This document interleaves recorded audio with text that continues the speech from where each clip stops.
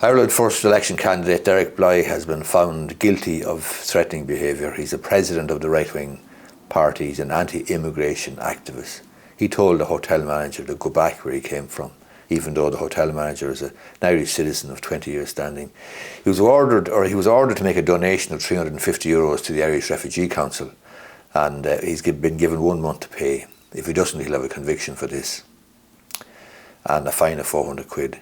He's an election candidate, he's an anti-immigration activist, and he was charged, or he had a single charge last week of threatening and abusive behaviour in the district court in Cork. He appeared before Fermoy District Court, faced one charge of a Section 6 Criminal Justice Public Order Act 1994 offence. He's a candidate, as I say, in the upcoming general election.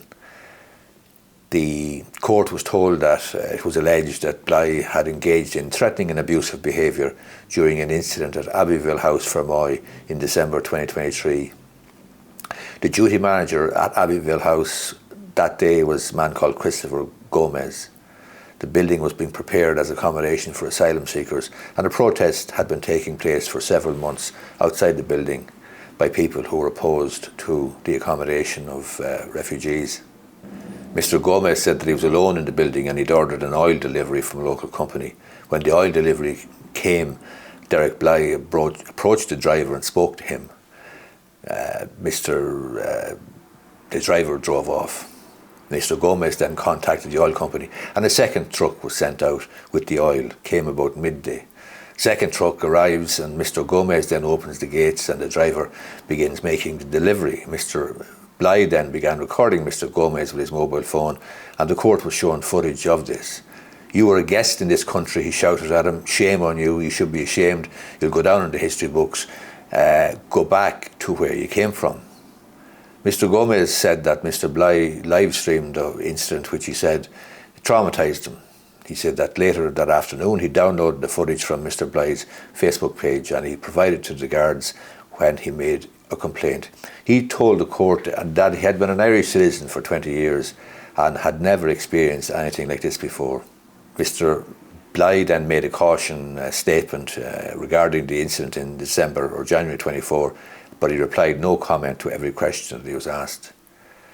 Mr. Blighe told the court that he'd spoken to Mr. Gomez in the context of concerns about 56 single men being moved into Abbeyville House. He said he did not realise that Mr. Gomez had been an Irish citizen for 20 years when he made the comments.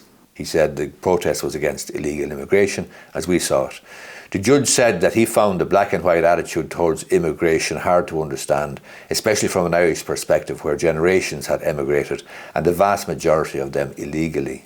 Mr. Blighe has 8 previous convictions, including one for public order. The judge ordered him to pay £350 to the Irish Refugee Council and gave him 1 month to pay.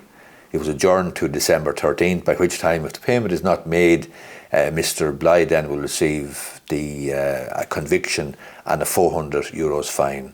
If he pays the €350 to the Irish Refugee Council, well then he'll get the benefit of the Probation Act.